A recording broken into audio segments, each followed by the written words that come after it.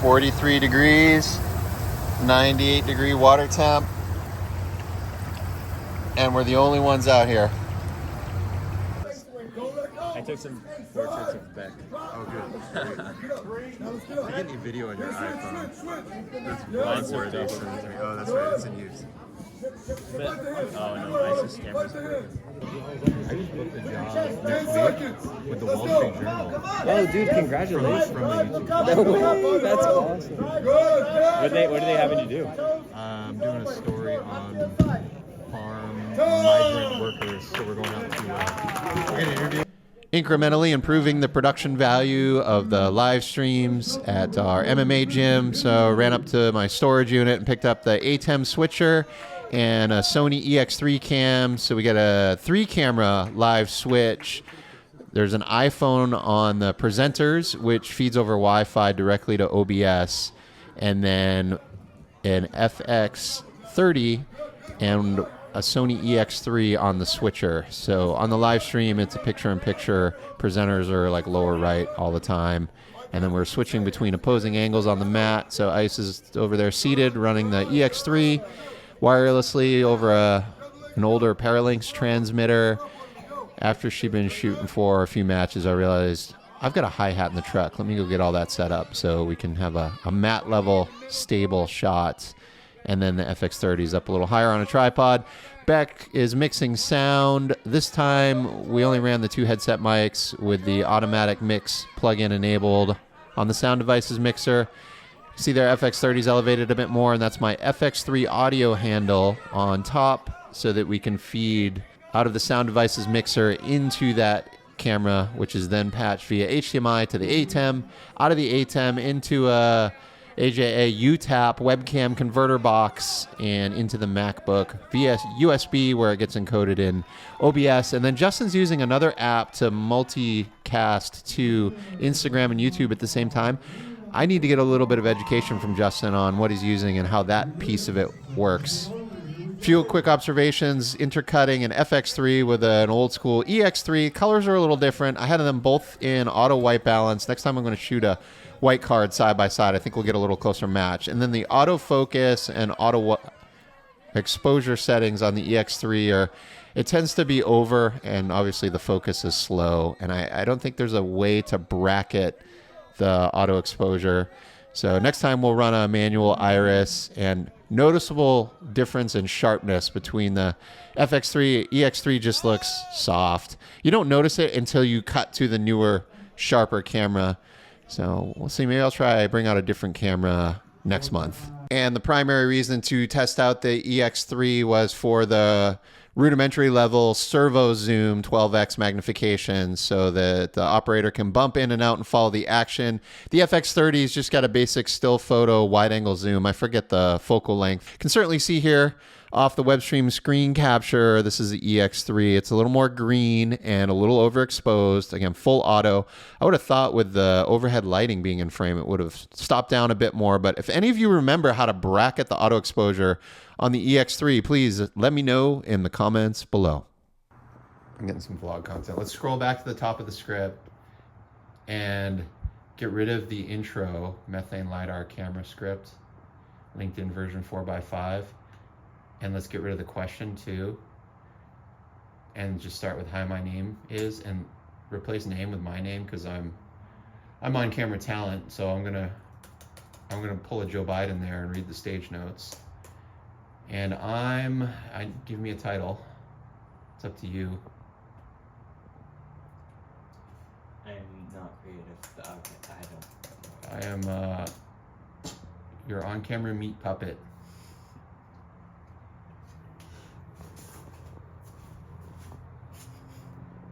Come on, time is money. Type, type, type.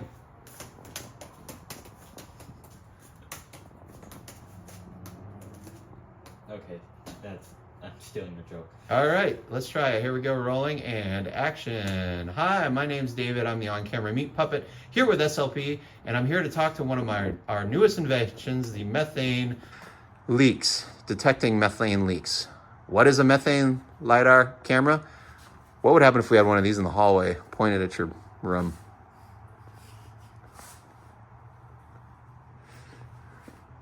All right, you got it. Now, let's go back to the other tab. Figure out what the keyboard shortcut is. Is it like command and the little tilde thing, like on a Mac, to tab over? Oh, I guess you can do it that way. That's not too bad.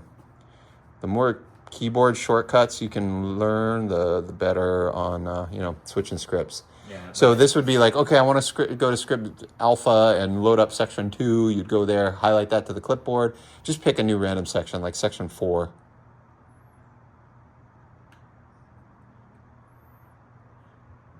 And then copy to the clipboard. Thing is the worst. Maybe if you have a mouse, you should bring it. And then Command A, Command A, Command V, and scroll. You got this down. You're way quicker than the lady we had last week, who I got blindsided. She didn't know she was going to be running prompter client side. Yeah, my hand is cramping. How is this different from previous technology? The methane LiDAR camera quantifies methane emissions regardless of temperature, sunlight, and other gases like water vapor. Okay, cool, done.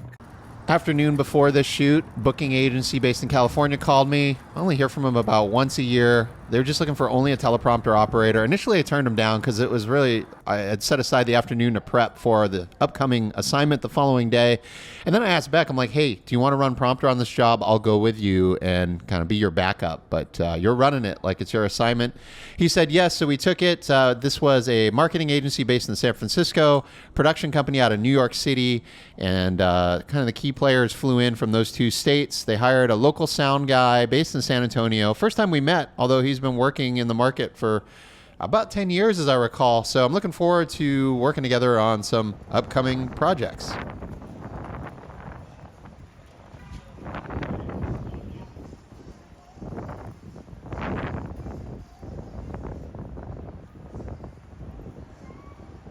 Well, we left the house this morning. It was 37 degrees. Didn't quite get down to freezing like the local media was threatening.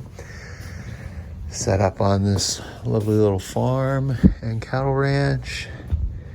We got a interview that's going to run, estimated to be 40 minutes. Got the reporter coming in over Zoom or FaceTime to ask the questions. I don't necessarily have to send the camera feed back out, but I'm going to start with that because the audio will be a little better. And since we're outside and there's some tractors and stuff running intermittently, I'm going to get I have a powered speaker that can, that's louder than the internal speakers. And if that still isn't enough, we'll get an IFB headset going. You guys just lounging in the sun together, huh?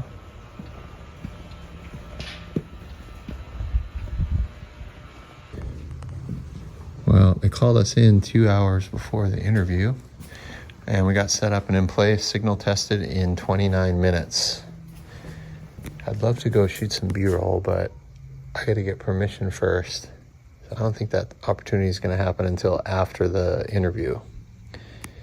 About an hour outside of San Antonio, farming community. I only had one bar of cellular. It was dropping in and out on my hotspot. So we got on the farm's Wi-Fi, but unfortunately that also wasn't really fast enough to sustain a Zoom video call. So we dropped down to audio only, and it mostly worked. But this is just another confirmation that I need to invest in a Starlink Mini and keep it on the truck. And I'll just do the roaming plan, and I'll turn it on just when I need it. I think it's $150 to buy a single month. And also, I'm anxious to try that out as a supplemental feed for the live view when I'm down on the border and have spotty cellular connectivity. So this story has not yet published. In an upcoming vlog, I'll cover it. I was looking forward to shooting a bunch of B-roll, but unfortunately there just was not an opportunity to get much. I think I got about 8 shots.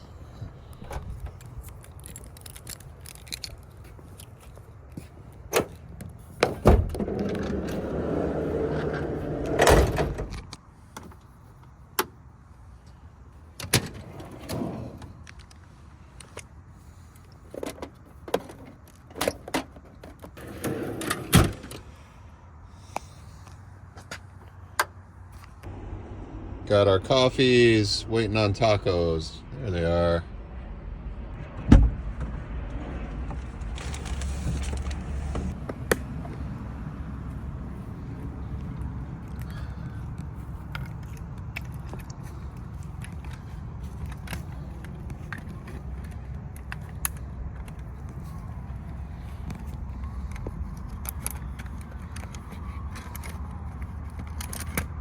only wants to be upside down.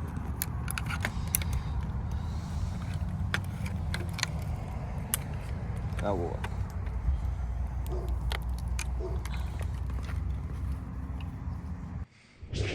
A shocking drug bust in Texas now revealing the far-reaching influence of the Tren de Aragua gang, the criminal organization originating in Venezuela.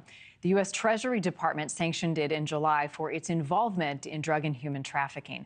Law enforcement is still uncovering the intricate drug empire hiding in plain sight. And Jorge Ventura is in San Antonio for us with the latest on this. Sounds like something right out of a movie. What can you tell us about this latest bust? Yeah, that's right, Marnie. It was a drive-by massive drug operation that was happening in an apartment complex in Harris County, Texas. What started off as a local surveillance routine for local authorities turned into a year-long investigation, which then led authorities to one of the largest narcotic seizures in the county's history. Authorities were able to uncover a massive drug operation. This one booked the day before, and the truck was still configured from the previous farm assignment that I shot on the Burano. So I was running around tied up with family stuff, training at the gym. I didn't want to reconfigure and switch back to FX9. It was just one day, but we ended up being on site for 10 hours. I think we had 8 hits, one an hour, and it was a longer read and package. So when he's in VO mode, Jorge likes to have the video return so he knows when he's on and off camera. Getting up at whatever time I got up, 6:30 in the morning. Our first hit was at 0800. I forgot to bring my MacBook. I need to and normally put my car keys on top of the battery charger and the computer or so I don't forget the thing. But I need to pick up a dedicated tablet that lives in the van, specifically dual purpose. I'm going to use it for returns and also for the Sony monitor and control app when I'm running the Burano and FX3 as a producer or director monitor. It was a rainy day. We switched to the easy up once it started to rain, and I've got, again, my outboard motor cover on the Burano. FX3, I've got a nice form-fitting rain slicker, but didn't have that camera with me today. Oh, that smells. I guess that's all trash. Yep. Just drain all the water out. This is why it should have been drained weeks ago. And then throw away all those cans. Oh, that's nasty. It's like green water. Wish I'd got it on camera. It's like you're in grade school all over again. Okay, watch me do it again in 5 minutes.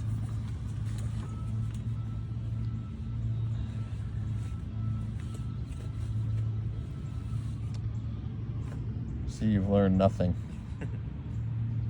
I have.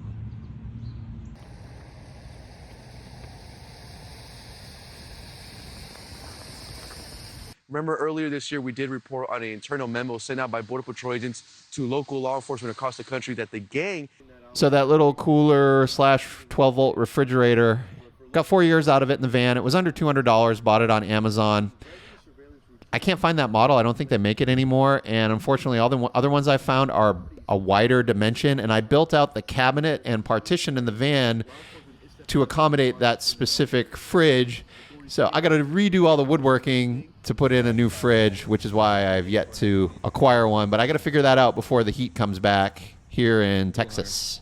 Due to the rain and overcast layer, I was able to run just 2 Astra 6Xs, and we got a reasonable amount of backlight wrap just off the sky hitting the shoulders. And these things were at about 40 to 50% intensity in daylight mode. They're bicolor panels. A few weeks back, setting up at 5 in the morning, the Sanken Cause 11, I must have dropped the metal windscreen when I opened the lav case, fell in the dirt. Once I realized it was missing, it was later in the day, and I couldn't find the screen. So the replacements, it's like a multi-pack. It's over $100 for the kit of metal screens. So instead, I bought 2 of these generic foam windscreens. It was a 2-pack on Amazon, Cause 11D compatible, and it was $10. We're switching control rooms. The afternoon switches from Chicago to New York. Hey Nick, it's David with Jorge. I was just checking in, but I see you've already found me on the live view. Yeah, So man, we're we good. got you up here. Yeah, we're seeing levels on channel 1 here too. I can tell you. Oh yeah, perfect. There we go. I'll step out there. Jorge's hiding in the truck. It's raining at the moment, but he'll be out here in a few.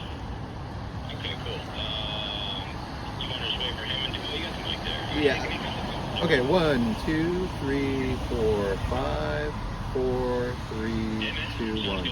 Fantastic. Thank you. All right. See ya. Man, thank you. Yep. More now live from San Antonio as he joins us. What more are you learning about this big drug bust, Jorge? Yeah, Connor, we're learning that we're continuing to see this kind of growing trend of Tren-de-Aragua gang activity at apartment complexes. This time in Harris County, authorities say that they were conducting a regular routine surveillance of an apartment complex. That led them to a year-long investigation, which then led them... And we cleared for the day, under 10 hours, and just in time to get over to Ohana Academy, get a little training session in. I think Jorge's been training with me over there for about a year now. A little bit of jiu-jitsu, mostly boxing. And I was able to control him and score on him first couple months. But just like all the other young folks and the people my age, he's a faster study than me. And man, now I'm struggling to hold my own and not get tagged all the time. Go, go, go. Study, study, study. Download, download. Step back. Good job, dude. Good job. Ooh, good body work. Good way to block. Shoulder facing, Dave. Shoulder facing. Don't lean, Dave. You're leaning. There you go. Nice. There you go. See that? See how you move around? See the difference? Smack that fool. Smack that fool. 20 seconds. 20 seconds. Smack him, David. I'm in his head. Good. 10 seconds. 10 seconds. Good job. Good job. Come on.